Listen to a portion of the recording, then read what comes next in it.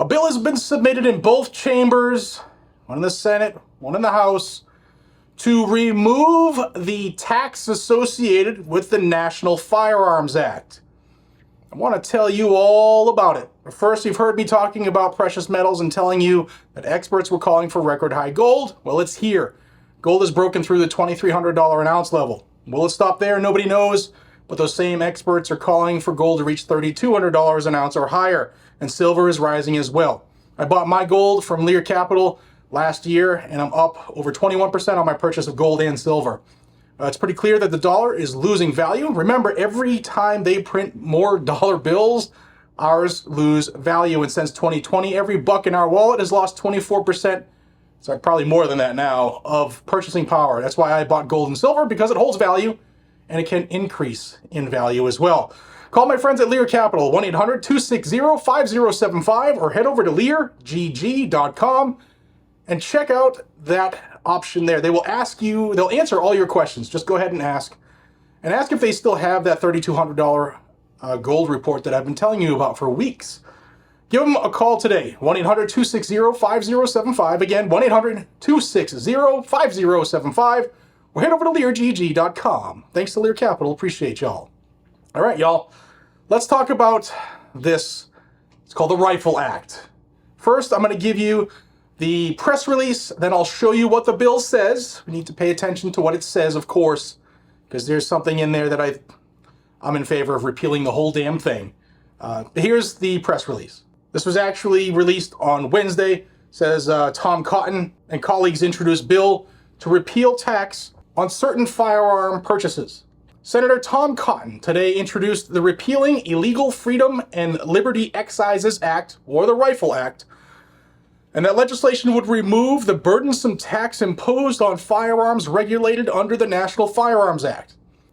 Senators Barrasso, Blackburn, Cornyn, Clown, Kramer, Daines, Fisher, Loomis, Marshall, Mullen, Pickett, Rubio, Scott are the co-sponsors, and Congresswoman Ashley Hinson has introduced companion legislation in the House. This is what Senator Tom Cotton said. Law-abiding Americans who exercise their Second Amendment rights should not be subject to unnecessary taxes and restrictions preventing them from doing so. Passed into law in 1934, the National Firearms Act needs to be amended. Our legislation would remove the red tape that places an undue financial burden on would-be gun owners. And Congresswoman Hinson, who is submitting it in the House, said, the federal government should not be placing financial barriers on the inalienable rights of Americans. This unconstitutional tax on certain firearm purchases is a direct violation of the Second Amendment and must be repealed.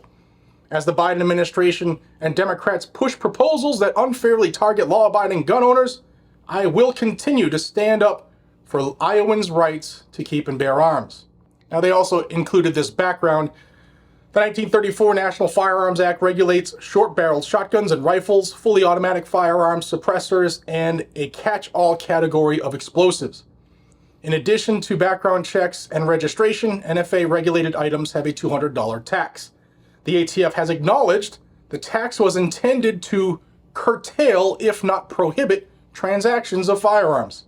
The $200 tax, unchanged since 1934, is equivalent to $4,648 in today's time, and it's probably higher, actually. Since 2018, ownership of NFA-regulated items have grown by more than 250% as more sportsmen, shooters, and firearms enthusiasts exercise their Second Amendment right. The Rifle Act does not modify the current checks and registration. It solely removes the federally mandated financial burden on law-abiding gun owners. The legislation is endorsed by the National Rifle Association and the National Shooting Sports Foundation. All right, so it would just remove the tax. You'd still have to get Big Daddy ATF's approval before you could purchase, or take possession of rather, any of these items under the NFA. So it's not a repeal of the NFA. It is just an amendment to get rid of the tax portion of the NFA. Maybe a good start. Let's see what the legislation says. Here's the Senate version of the bill. And it says, be it enacted by the Senate and House of Representatives of the United States of America in Congress assembled. The short title, the act may be cited as the Repealing Illegal Freedom and Liberty Excises Act or the Rifle Act. Section 2, repeal of certain taxes related to firearms. It says Section 5811 of the Internal Revenue Code of 1986 is hereby repealed. That's the section for the $200 NFA tax. Conforming amendments. 1. Section 4182 alpha of such code is amended by striking, quote, on which the tax provided by Section 5811 has been paid, end quote, and inserting, quote, with respect to which the tax provided by Section 5811 as in effect immediately before the enactment of the Repealing Illegal Freedom and Liberty Excises Act would have been applied but for its repeal, end quote. The next couple sections are just striking different parts that refer back to that unconstitutional $200 tax. Final page. Effective date. The amendments made by this section shall apply to transfers after the date of enactment of this act. And then rule of construction. Nothing in this act shall be construed to place any firearms regulated under Chapter 53 of the Internal Revenue Code of 86, the National Firearms Act, under the jurisdiction of the United States Consumer Product Safety Commission. So what it looks to do is get rid of the obviously the tax, like I've said 3 times already. However, if you have something pending, if this were to pass and be signed into law, if you had something pending, it wouldn't be affected until after, or rather, nothing would be removed as far as that tax until after this would be signed into law. Will it be signed into law? I don't see the government ever getting rid of a cash cow. The NFA has been a huge cash cow. Suppressors, SBRs, SBSs, people have been going that route for years, for decades, and they make a lot of money. Maybe it would get signed in, maybe it'll go through the House. I don't think you get 60 in the Senate, but it's worth putting people on record on this, because maybe in November, maybe we get a change that this country needs, and maybe you push it again and it goes through both chambers and you have a president who might sign it. So let me know what you think down below. The tax for the NFA tax, gone if this were to be signed into law.